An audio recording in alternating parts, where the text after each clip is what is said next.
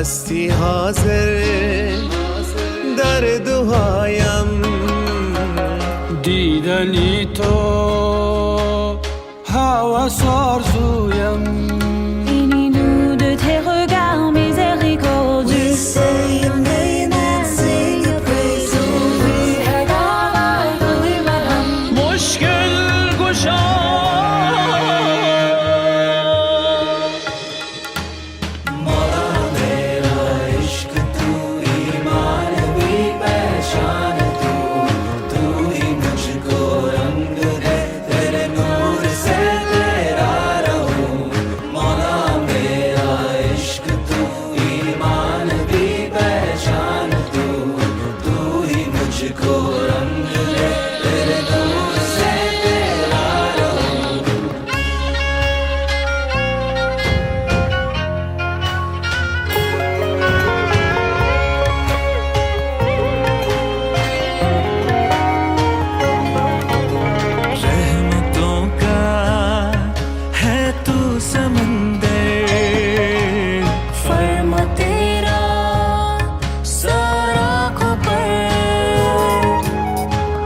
نظری تو رو بخشد تو پاکستی در حقیقت هر طرف ہے تیری رحمت آیا ہے پھر سے جشن امامت بدون نعمت آیا ہے شکرا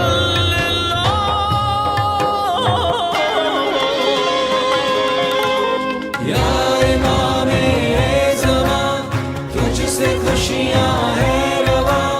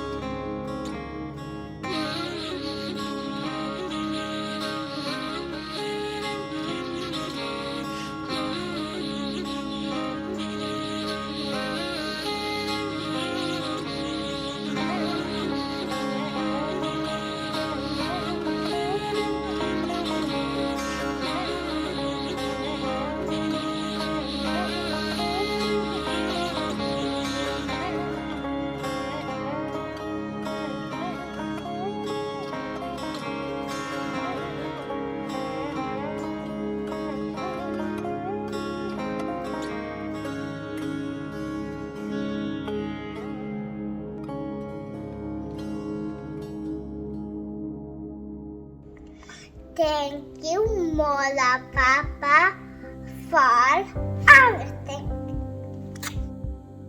Thank you, Ali Papa, for everything. Imamat Mubarak. Thank you, Mola Papa, for keeping us safe and healthy. Imamat Mubarak, Mola Papa. We love you. Yani Muhammad, everyone. I'm thankful to Mola Papa for my family, books, and toys. Thank you, Mola Papa, for guiding me with your 4 months and helping people in need around the world. Kashali Mubarak. Thank you, Mola Papa, for guiding us. Imamat Mubarak. Thank you, Mola Papa, for your love and everything around me. Thank you. I'm thankful for a food, a life, and a family. Thank you, Maulana Hazrat Imam, for devoting your life to making the world a better place. Imamat Mubarak, we love you. Thank you, Mola Bapa, for taking care of us always, especially during these unprecedented times. You are our spiritual mother and father. We love you, Imamat Mubarak. Thank you for Mola Baba to send all the blessings. Thank you, Mola Baba, for giving me, my little brother, food to eat, home to live, and for guiding us through the difficult times. Happy Imamat Day! Thank you, Mola Papa, for everything. Thank you, Mola Papa, for teaching me to be kindful and respectful. Thank you, Mola Papa, for everything you've done for me and my family. We love you, Mola Papa. I'm thankful for the wonderful advice that Mola Bapa gives us in his 4 months. Dear Mola Papa, thank you for guiding us and protecting us through your whole life. P.S. Happy 64th Imamat Day. Thank you, Mola Papa, for all your guidance and always being with us. Thank you, Mola Papa, for keeping us on Surat al-Mustaqim. Happy Imamat Day, Mola Papa. We love you. Thank you, Mola Papa, for being our Imam. Thank you, Mola Papa, for our family. Thank you, Mola Papa, for guiding us on the right path. Thank you, Mola Papa, for keeping me healthy and safe by your guidance, and for giving me opportunities for success in my life. Thank you, Mola Baba, for your continuous guidance to stay on Sirat al-Mustaqim. We love you and Imamat Mubarak, Baba.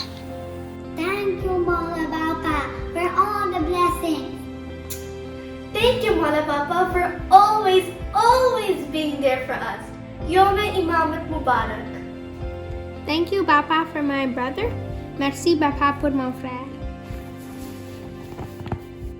Thank you, Lali Papa, for guiding us to the right path. I love you. Thank you, Mola, for your unconditional love and guidance. On this Imamat Day, I promise to build a world of love, peace, and respect. Dear Mola, I promise to keep building upon these promises. I promise, I promise, I promise. Imamat Mubarak. Thank you, Ali Papa, for everything. I love you. Thank you, Mola Papa, for my family. Thank you, Mola Papa, for your blessings and guidance. Ali Papa, thank you for Mommy and Daddy. Thank you for Eva. Thank you for everything. Thank you, Mola Bapa, for guiding us and keeping us safe, healthy, and happy during these troubled times, as well as keeping us as a united Jamaat. Kushali Mubarak to all. Thank you, Mola Bapa, for toys and books. Imamat Day Mubarak to all Ismailis around the world. Thank you, Mola Bapa, for all your guidance.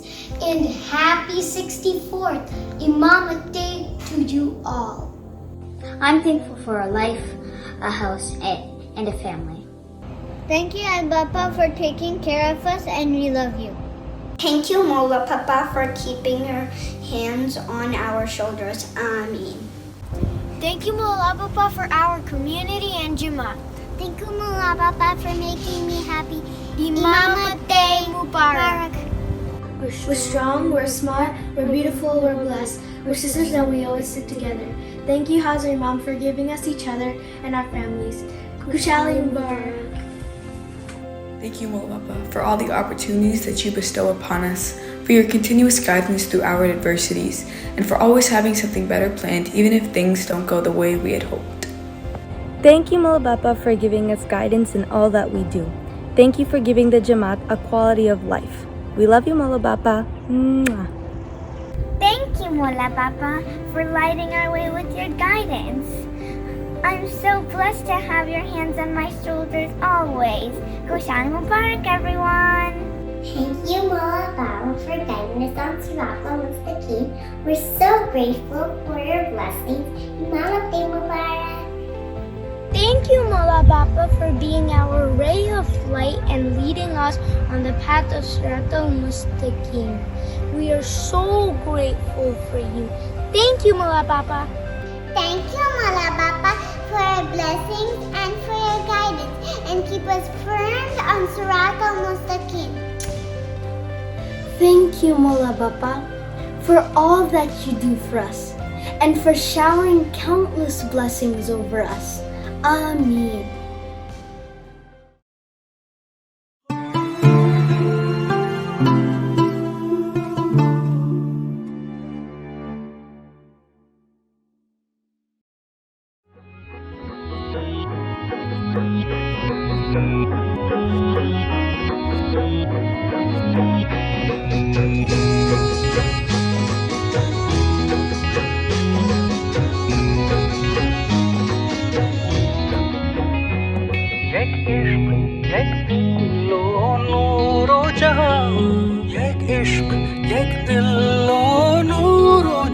Not even एक विस्सा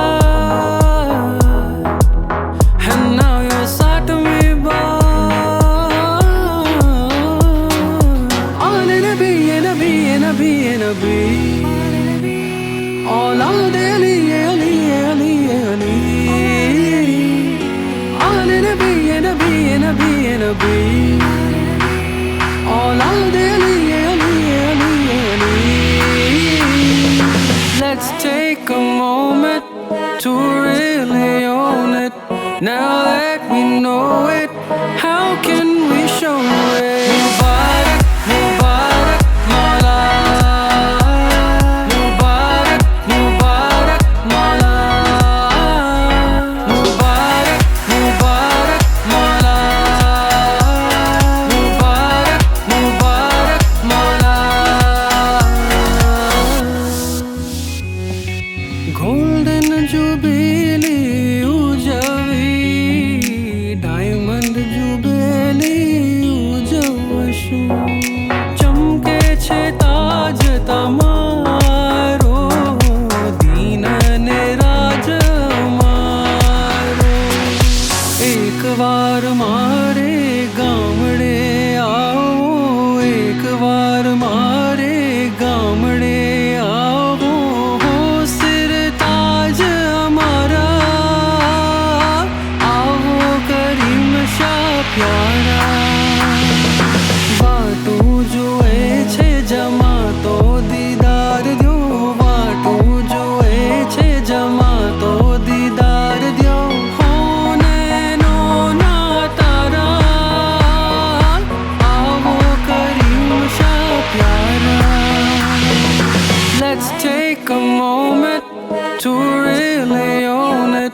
Now that we know it, how can we show it? Mubarak, Mubarak, Mala. Mubarak, Mubarak, Mala. Mubarak, Mubarak, Mala. Mubarak, Mubarak, Mala.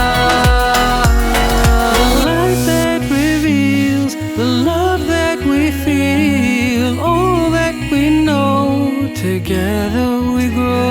The faith in our life, the way that it guides our hearts cannot say how grateful we are today. Shukran, shukran, shukran, Mubarak.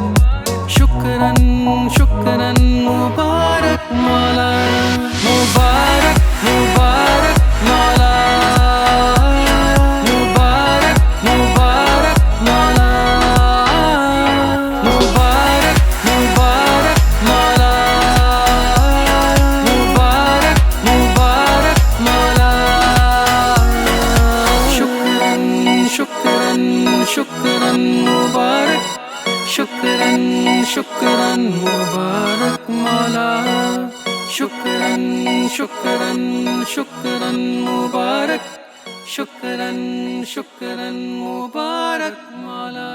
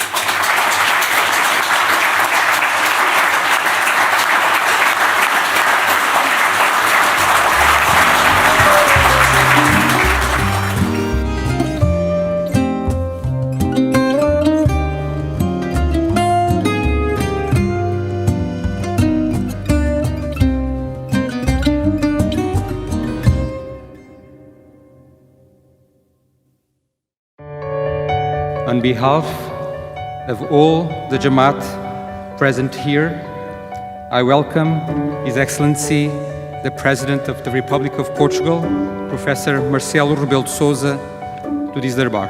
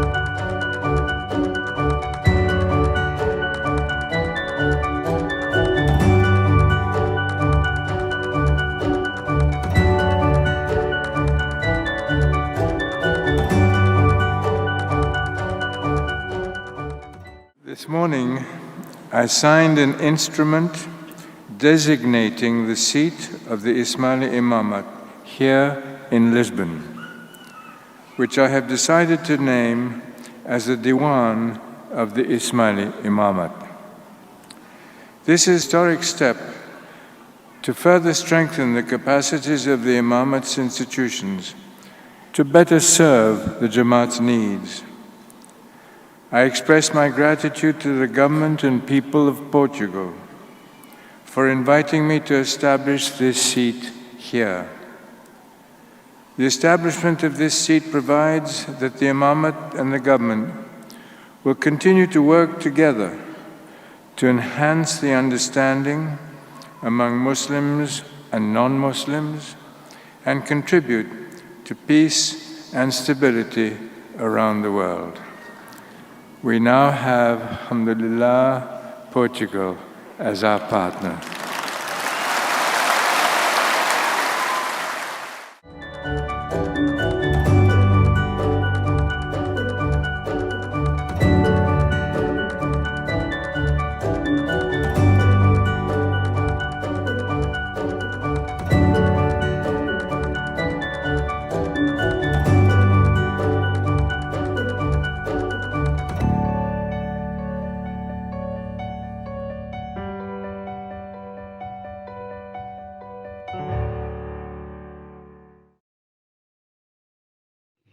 یا علی مدد بیانونو به برنامه بازتاب جمعه شب خوش آمدید.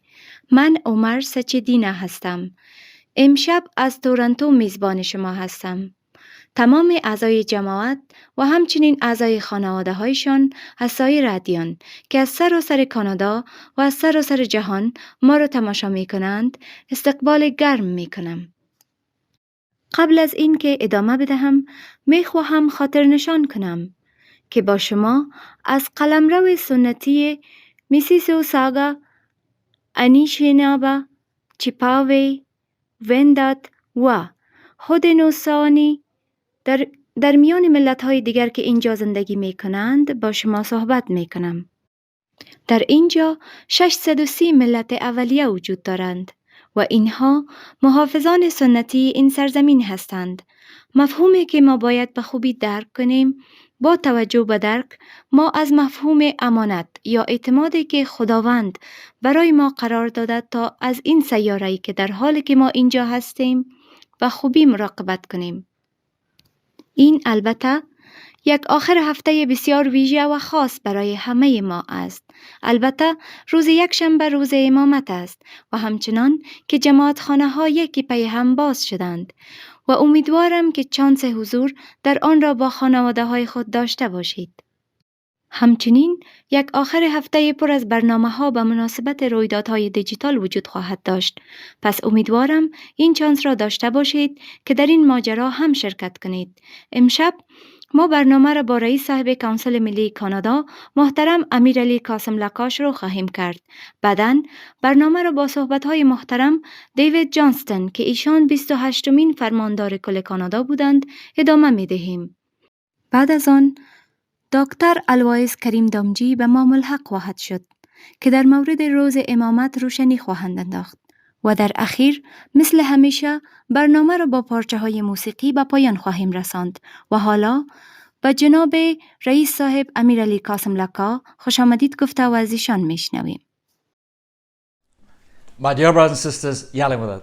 برادران و خواهران عزیزم، یا علی مدد. به نمایندگی از رهبری جماعتی به شما و خانواده هایتان خوشحالی مبارک میگویم. همکنون که 64مین سال روز امامت مولانا حاضر امام محبوبمان را گرامی می‌داریم، با کمال فروتنی شکرانه خود را به خاطر محبت، مهربانی، مراقبت و هدایت مستمر مولانا حاضر امام اظهار می‌نماییم. با مناسبت روز امامت برای موفقیت و سعادت هر خانواده‌ای جماعت دعا می‌کنیم. می‌خواهم با استفاده از این فرصت به خاطر درک و استقامت جماعت در مقابله با هر مرحله همگیری نیز تشکر نمایم. در طول باز شدن و بسته شدن جماعتخانه‌ها و تغییرات در ظرفیت و پایبندی به مقررات، جماعت همیشه توجه کردند و کمک نمودند. والنتران ما و کارمندان خط مقدم خدمات فوق‌العاده‌ای انجام دادند و ما مدیون ایشان هستیم و قلباً از آنها قدردانی می‌کنیم.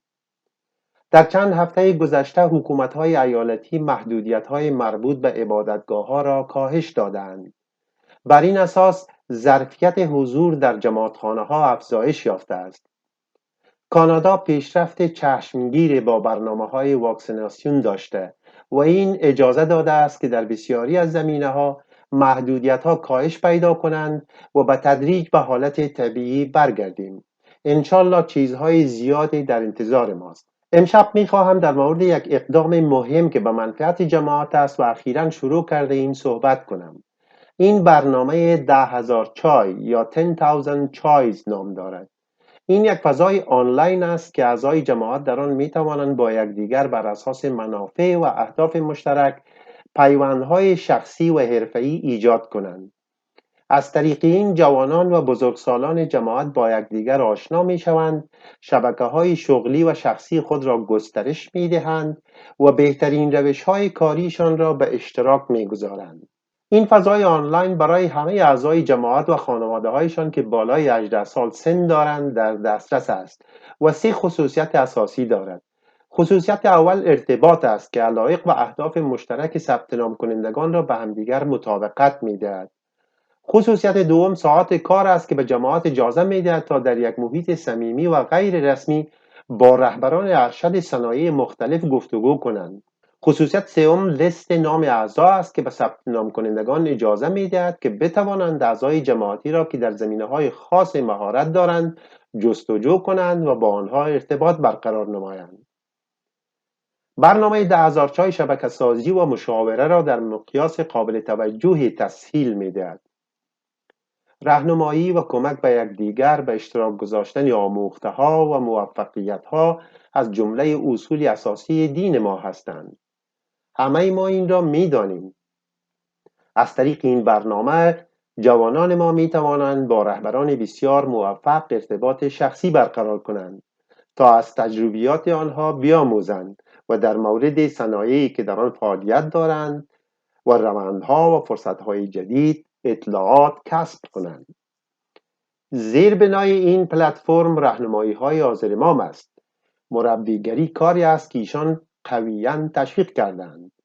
بگذارید با شما به اشتراک بگذارم که در سال 2019 زمانی که رهبران جماعتی به مولانا حاضر امام اطلاع دادند که یک برنامه مربیگیری در کانادا به طور آزمایشی اجرا می شود، مولانا حاضر امام تاکید خاصی بر گسترش این برنامه کردند و از رهبران خواستند تا گسترش این برنامه را در حد جهانی برای جماعت‌ها در نظر بگیرند.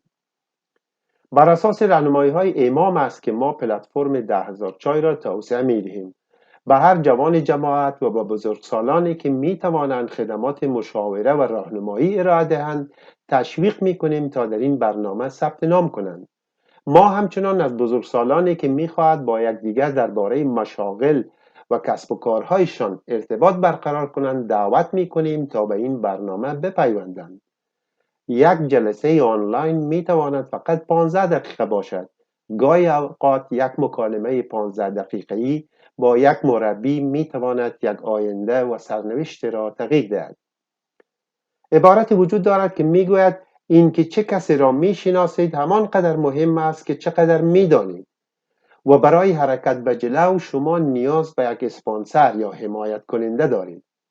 شبکه سازی یعنی برقراری ارتباط با افراد مناسبی که می‌توانند برای آینده ما مهم باشند. شبکه سازی برای بعضی ها به طور طبیعی به وجود می آید، در حالی که بعضی ها محتاط و خجالتی تر هستند.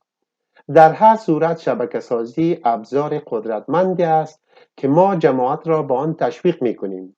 شبکه سازی می تواند یک تغییر دهنده در مسیر زندگی ما باشد و مربیگری راهی است که می توانیم به جامعه خود از طریق آن خدمت کنیم. همکنون صفحه برنامه 10,000 چای در وبسایت آی کانادا باز است و ثبت نام فقط چند دقیقه طول می کشد. من همه شما همکاران و اعضای خانواده تان را برای ثبت نام قویاً تشویق می کنم. یک بار دیگر به مناسبت روز امامت از برکت‌های امامت و هدایت همیشگی مولانا حاضر امام تشکر می کنیم. برای شما و خانواده هایتان جشن شادی را آرزو می کنم. تشکر و خدا حافظ. جهان سپاس رئیس صاحب برای سخنان ارزشمند و عالمانه تان و حالا از مهمان برجسته امشبمان جناب آقای دیوید جانستون 28مین فرماندار کل کانادا خواهیم شنید. هنگامی که در سال 2010 به این سمت انتخاب شدند، ایشان به دنبال ایجاد یک طرح جدید به نام خدمت بودند که آن را ایجاد کرده و اشاره کردند که من حالا نقل قول می کنم. این طرح انعکاس از خدماتی که از بازدید و سفر اعلیحضرت ملکه از سال 2010 می باشد، احترام به خدمت تاریخ کانادا از گذشته، حال و آینده نشان می دهد و این را خاطر نشان می سازد که چگونه فرماندار کل کانادا نمونه ارزشگذاری کانادا در خدمت به جوامع و کشور می باشد. پایان نقل قول. آقای جانستون رئیس دانشگاه واترلو و همچنین مدیر دانشگاه مکگیل بودند و در این سمت در مکگیل بودند که برای اولین بار با مولانا حاضر امام در افتتاحیه دانشگاه آقاخان آشنا شدند. سابقه خدمات ایشان خیلی زیاد است که اگر تمام این برنامه را در موردشان صحبت کنیم کافی نخواهد بود. ایشان البته هیئت مدیران و کمیسیون های گوناگونی را سرپرستی کردند. ایشان به خاطر نوشته هایشان در مورد فدرالیسم کانادا تاثیرگذار بودند و مناظره های چندین رهبر فدرال را نیز تعدیل کردند. پس بدون اینکه وقت بیشتری را صرف کنیم، این گفتگوی من را با آقای دیوید جانستون پیش میبریم.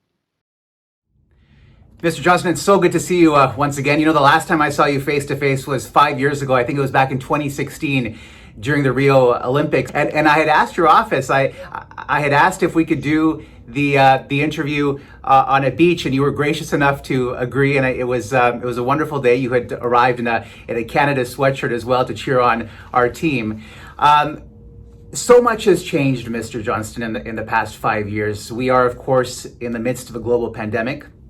Even though there are signs things are getting a little bit better, there has been a racial reckoning in this country. There has been a discovery of graves, of remains as well.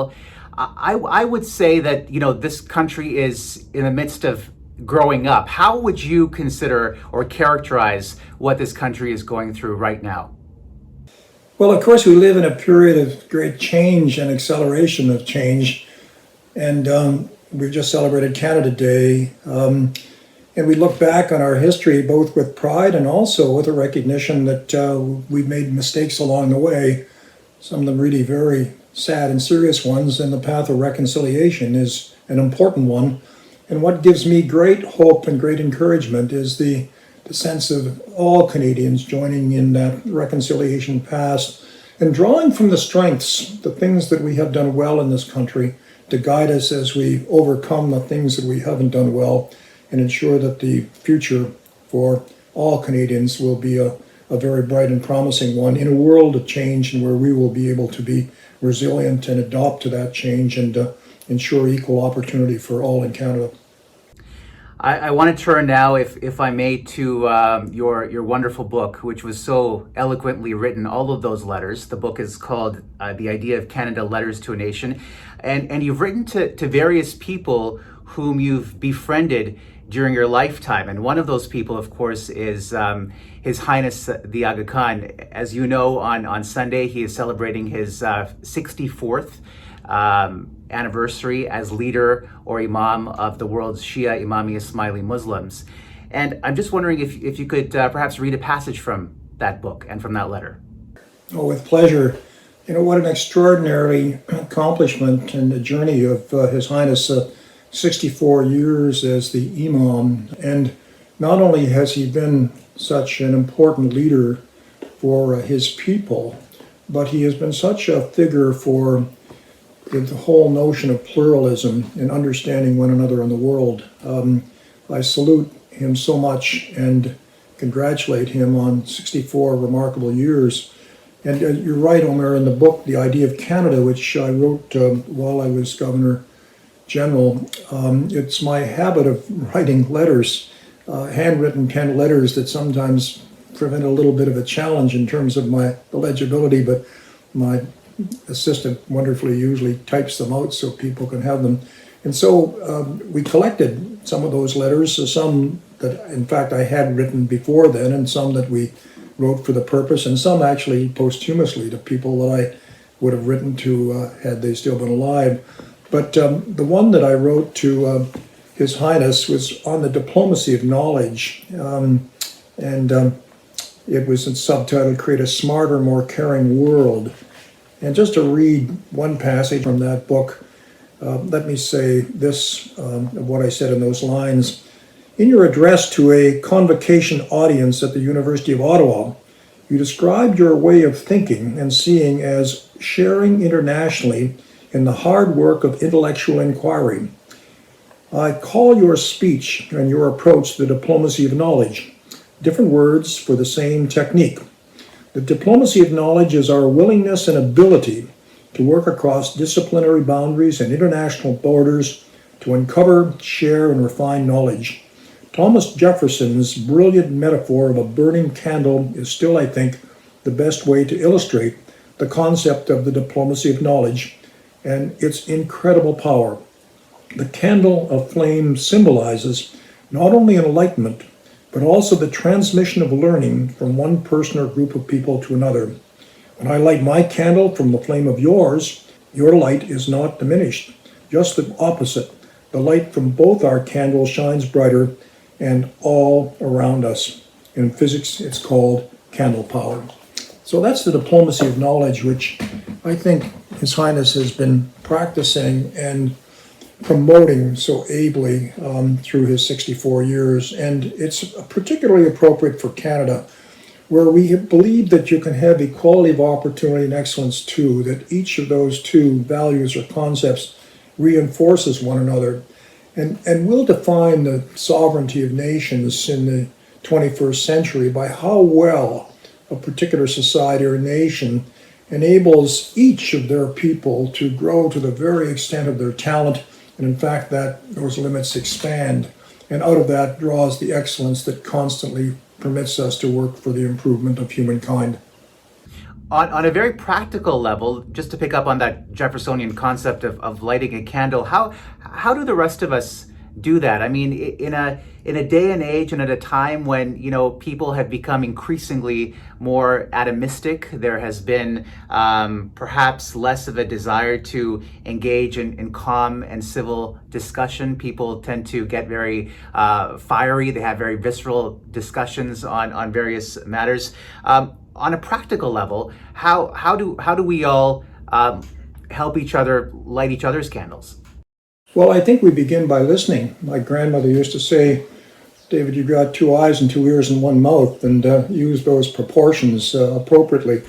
Listening to one another and coming to learn about one another, especially others who are not of our same particular community or same cultural background, etc.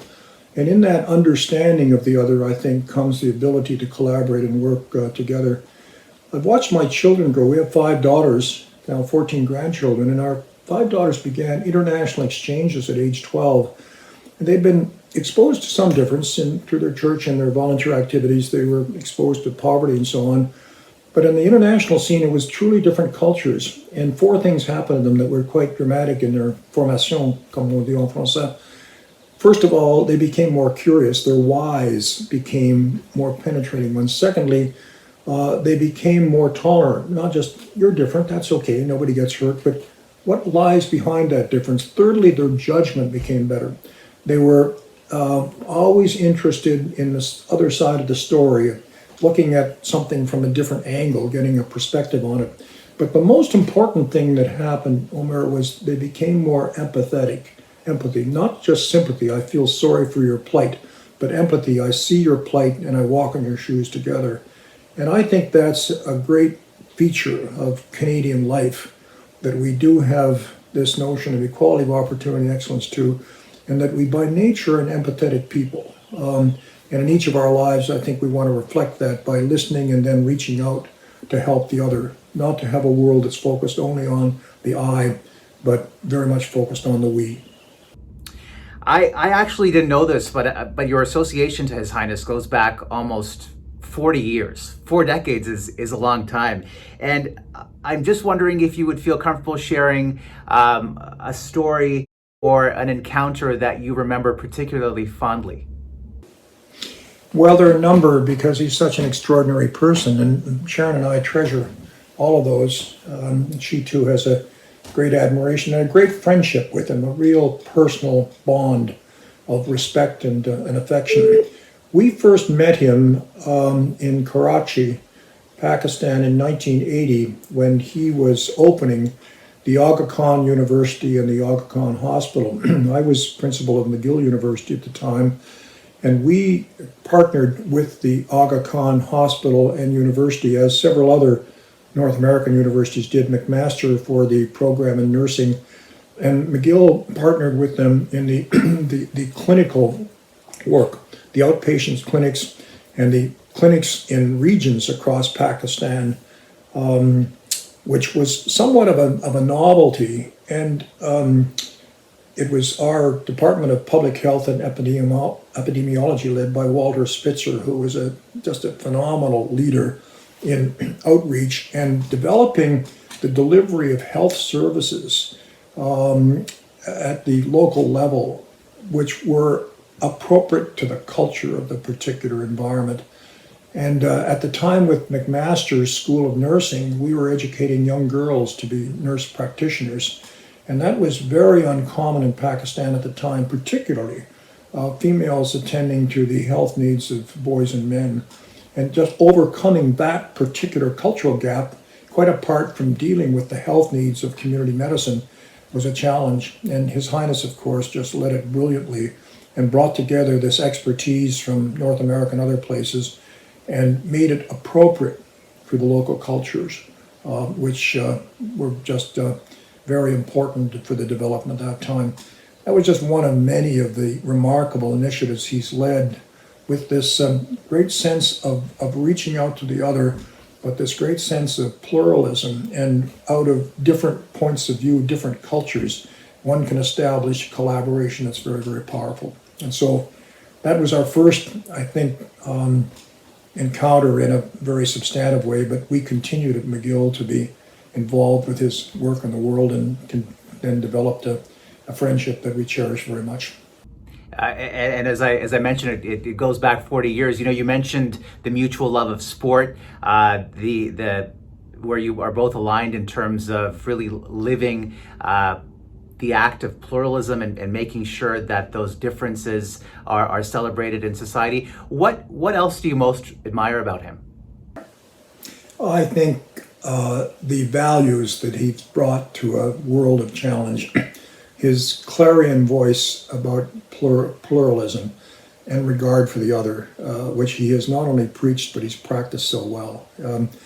And as the decades go on, it becomes even more timely and even more important. He created the Center for Global Pluralism in Ottawa on our historic street, Sussex Drive. And, that particular creation in Canada has been so central to his message, taking the best values of Canada, the inclusivity, the notion that everyone counts, that you can respect and retain your culture and your religious traditions and so on, and be a great Canadian and contribute to improving communities for all.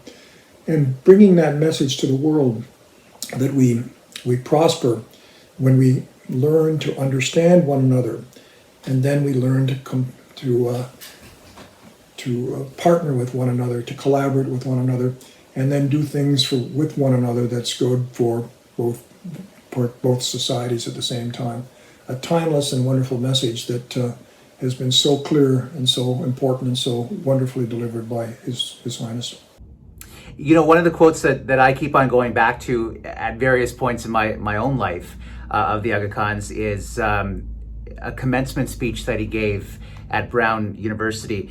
And he talked about the need for civilizations to keep that seed of hope alive through whatever adversity they're going through. And he said, the right to hope is the most powerful human motivation that I know.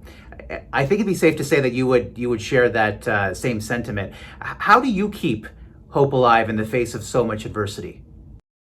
Well, I think great leaders not only express hope, but help to create the attitudes and indeed the conditions where people can in fact be hopeful, look forward to a better day.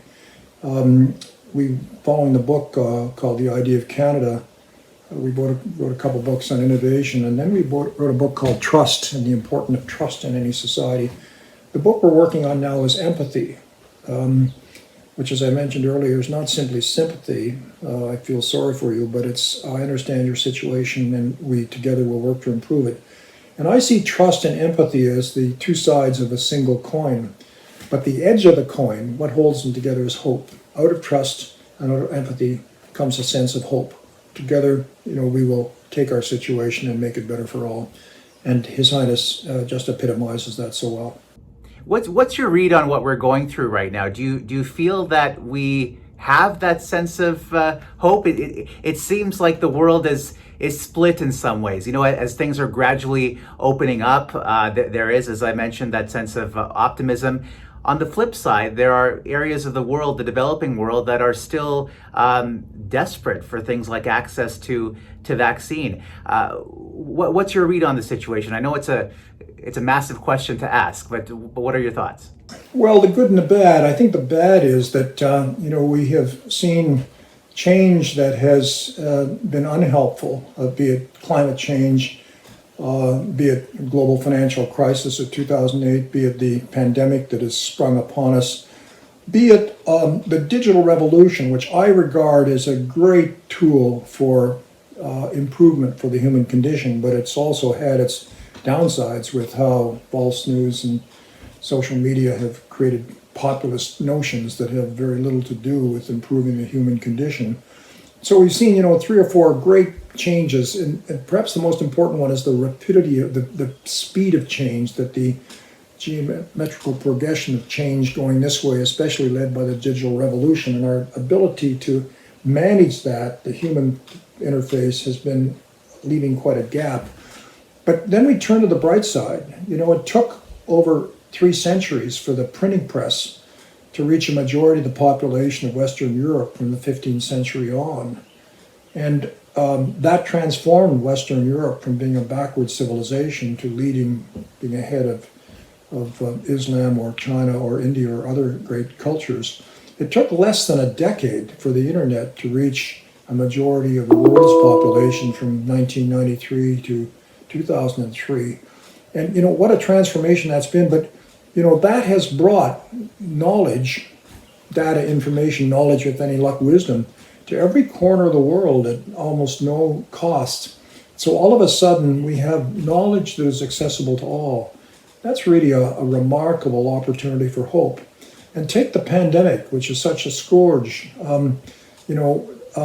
What would normally be 10 years or more of science has been telescoped into 10 months to come up with a vaccine.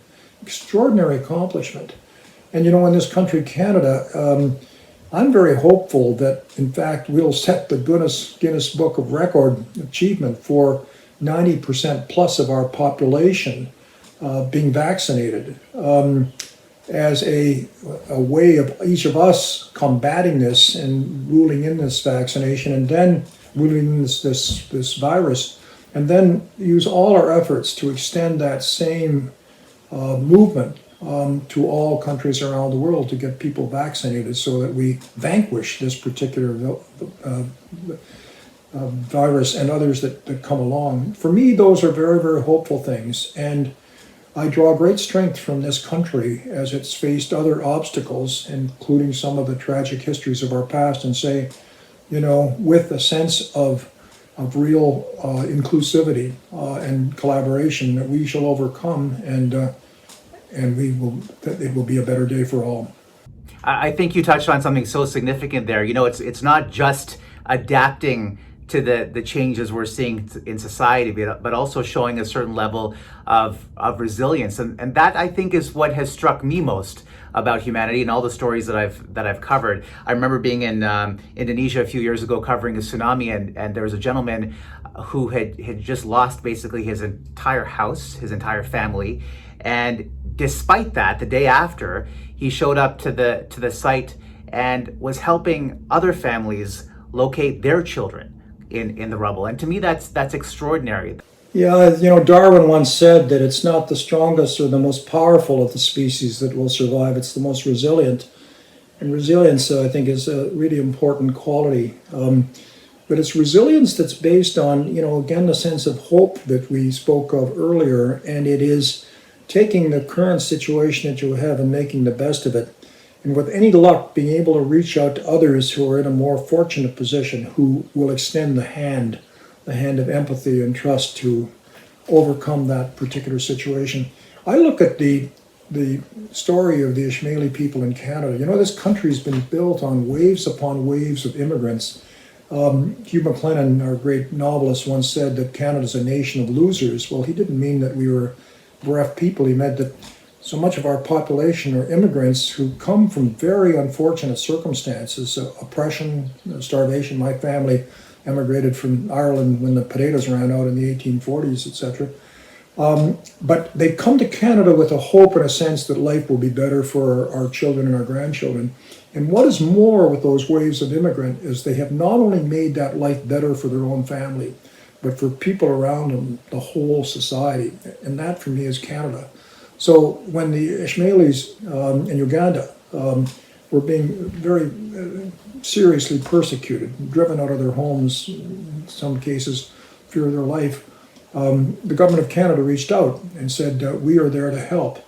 And they came very rapidly to this country. And it's absolutely astounding to look at the contribution that community of Ishmaeli people have made, not simply to protect their own families and their own culture and their own religion, but to share the sense of helping the other, the responsibility that I not only look after myself, but I look after those around me, and in particular those who are not of my specific kind of culture or whatever. That's a great Canadian story, and it is, I think, such a wonderful lesson for the world, how the Ishmaeli people have come from a very challenging set of circumstances, planted themselves here in Canada, have become such outstanding citizens. His Highness, for example, is an honorary citizen of Canada, one of the few. He's a companion of the Order of Canada, our highest honor. because he exemplifies what we think is so important in this country and what we see as a very fundamental value. And His Highness, of course, leading the community through those pivotal transitions to various parts of the world and the West in particular. As a final thought, Sunday, as we mentioned, will be the Imamat Day, the 64th anniversary of His Highness's ascension to the Imamat. He's the leader of the world's Ismaili Muslims. What are your hopes and your wishes for your friend as he marks this momentous day on Sunday and as the global community does as well? I think, first of all, Sharon and I would say continued good health and great joy.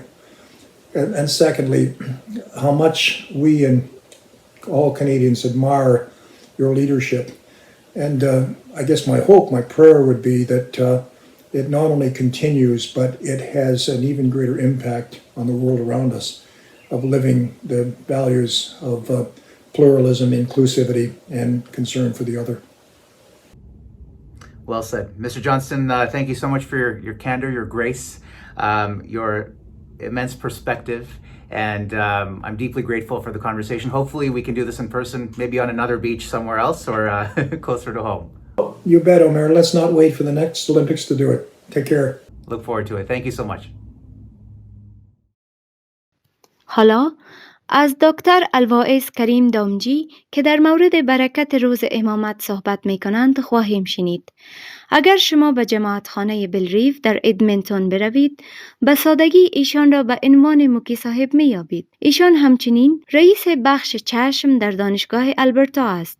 این شما و این دکتر صاحب کریم دامجی. Bismillahirrahmanirrahim and Ya Ali Madad. On July 11th, we will commemorate the 64th Imamat Day of our beloved Nur Maulana Shah Karim al-Husseini, Hazar Imam. July 11th, 1957 was the day when our beloved Imam, at the age of 20, succeeded his grandfather, Maulana Sultan Muhammad Shah alayhi salam. This occasion is one of the most important annual festivals for us as Shia Ismaili Muslims, because we celebrate the continuity of divine guidance and of a present and living Imam, invested with the nur of Maulana Murtaza Ali alayhi salam, whom our Holy Prophet Muhammad, may peace be upon him and his progeny, designated as his successor. Now, Imamat Day is an occasion for us to reflect on the significance and blessings of the institution of Imamat and of a present and living Imam, including the role and impact of Maula's timely guidance in our lives. It also offers us an opportunity to strengthen our spiritual bond of love and devotion with Maula, and to consider what we can do to make our beloved Imam really, really happy. First, the blessing of guidance. It is logical to consider that a loving Creator, Allah, would ensure that divine guidance is always accessible to humankind. And for us as Shia Ismaili Muslims, our profound conviction is that this guidance has remained available after the passing of our beloved Prophet Muhammad, through the recognition of his progeny or his descendants, our Imams. It is therefore to our beloved Imam that we submit our love and our allegiance, and it is he who guides our interpretation of faith, and who continuously safeguards our quality of life in matters of faith and world, just as our beloved Prophet did during his lifetime. It is our Imam who lights our path in the search for spiritual enlightenment. Now, an incredibly special feature of our tariqah is that our Imam is Hazir wa Mawjud, ever present, ever living. He is always present to provide guidance according to the changing times and circumstances. He is our Sahibiz Zamani wal Asra, the Lord of the age and time. His love and affection, his nur, the nur of Hazrat Ali, indicates to us where to turn so that we can navigate life's challenges and difficulties, and inshallah remain on Sirat al-Mustaqim, so that we can live a balanced life and obtain spiritual and worldly satisfaction. As murids, we have a permanent spiritual bond with our murshid, a bond that transcends time, history, and geography. Recall Maulana Hazar Imam's irshad in Ishkoshim, Badakhshan, Tajikistan on November 4th, 2008, when he said, "No mountain, no river, no desert can stop the love of the Imam for his Jamaat worldwide." Our Imam's love for us has no bounds, and we remain forever indebted to him. We cannot offer enough shukrana, and we need to ask, what is it that we can do to make him really, really happy? What can we possibly hope to give him in return for all that he has given us and continues to do for us? A similar question was asked to Prophet Muhammad, and Allah guided him to respond by saying, "Say, I do not ask of you any reward for it, the conveying of revelation, except love for my relatives." And that is from the Quran, Surah 42, verse 22. Relatives here, according to our Shia interpretation, refers to the Ahl al-Bayt, that is the family of the Prophet, as well as to his descendants, our beloved Imam. Regarding love for Mawla, Pir Shabuddin Shah, in his true meaning of religion, states, "Faith is like a tree, the roots of which go into the heart. Its trunk is reason. The foundation of faith is love for Mawla. Thus, love for Mawla is everything, being at the root of faith." How do we express our love and devotion for Hazar Imam? One way is by reciting salawat, Allahumma salli ala Muhammadin wa ali Muhammad. O Allah, bestow peace and blessings upon Muhammad and upon his descendants. There are, of course, an infinite number of other ways in which to express our love, seeking to please Imam, and including prayers, devotional recitations, connecting in our heart and our soul to his presence and grace, reflecting on and fulfilling his guidance, living by the ethics of our faith, and whenever possible, assisting each other as brothers and sisters, remaining united as one community, one family, serving the Jamaat, the Ummah and humanity as best we can. Indeed, this is his hope. Our beloved Imam's hope is articulated in the preamble of the Ismaili Constitution, where he says that the purpose here is to secure the peace and unity of Ismaili Muslims, our religious and social welfare, to foster fruitful collaboration between different peoples, to optimize the use of resources, and to enable us to make a valid and meaningful contribution to the improvement of the quality of life of the Ummah and to the societies in which we live. What is important here, I believe, is the principle of loving submission and of reflecting with our intellect on his grace, guidance, and vision. In my own case, I firmly believe that I am where I am today because of the grace and guidance of our Imam-e-Zaman. I think often about the guidance of Imam Maulana Sultan Muhammad Shah that inspired my Nana Bappa and Nanima to make the perilous trip across the Indian Ocean from Gujarat to East Africa by boat. And they settled in Uganda, where they worked hard and did whatever they could to serve as best as possible. And that's where my parents met and where my brothers and I were raised in our early years. After reflecting on his guidance, we moved to England and from there to Canada. And in Canada, I reflected further on guidance that the Imam provided and decided to pursue medicine and engage in global health endeavors. What has worked for me is a rather simple paradigm where one asks, strives, and then offers thanks. First, ask by engaging with the Imam in a loving submission, in an intimate conversation of the heart and soul, sharing innermost thoughts and desires, seeking his rahmah, grace and guidance and benevolence, and then striving through ethical action to fulfill material and spiritual goals. and then offering thanks for whatever may come, knowing that His Nur is with each of us at all times, as well as in Jamaat Khana, and that His hand is on our shoulders. Now, the term Imamat can also be interpreted to refer to the rope or lineage of Imams, one after another, but also to the hereditary office of the Imam's leadership. Consider what his leadership has accomplished for the Jamaat, for the Ummah, and for humanity through the past 6 decades. One only needs to think of multiple inputs that AKDN provides and many other endeavors that the Imam is engaged in that are beyond extraordinary in their impact. This is a reflection of the mandate of the office of Imam, as well as Imam's resolute determination to strengthen the Jamaat, protect it, and enhance our quality of life, as well as that of others throughout the world. Shukr Mawla. This Imamat Day and every Imamat Day, let us express our heartfelt shukrana for the divine blessing of Imamat and think carefully about the Zahiri and Batini presence of our beloved Imam in our lives and what we can do to play a small but meaningful role in fulfilling his vision.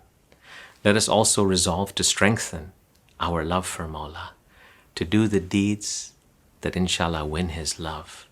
And let us pray for the Imam's good health and long life, for his continuing care and affection, for his grace and guidance, as well as for infinite barakah.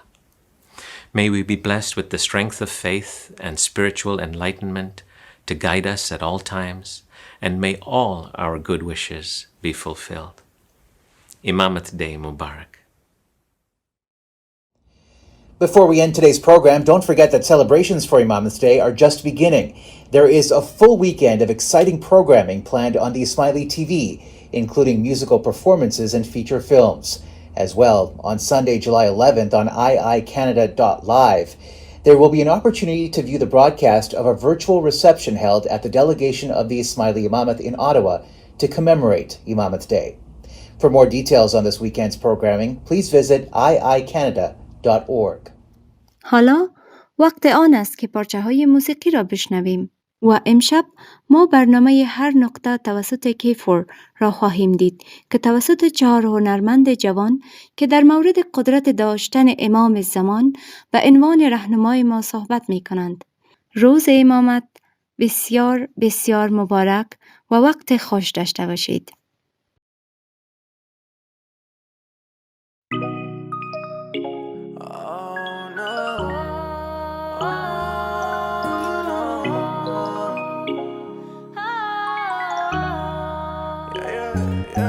You are the light that guides me dearly. I keep my head up very high.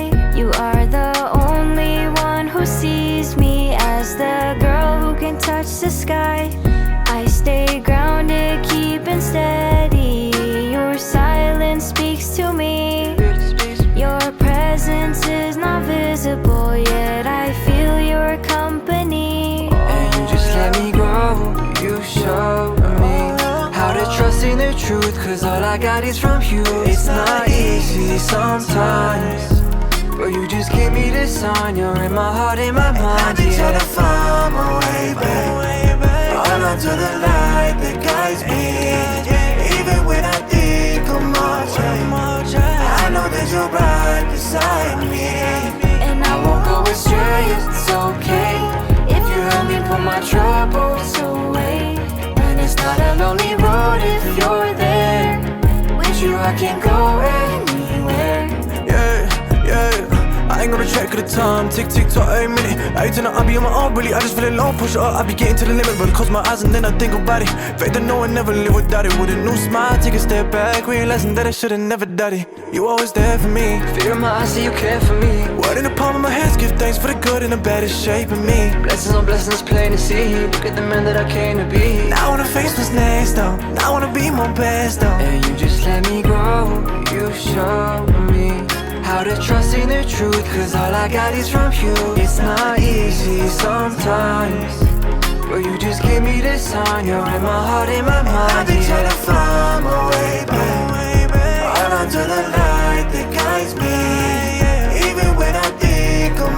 I know that you're right beside me, and I won't go astray. It's okay if you help me put my troubles away.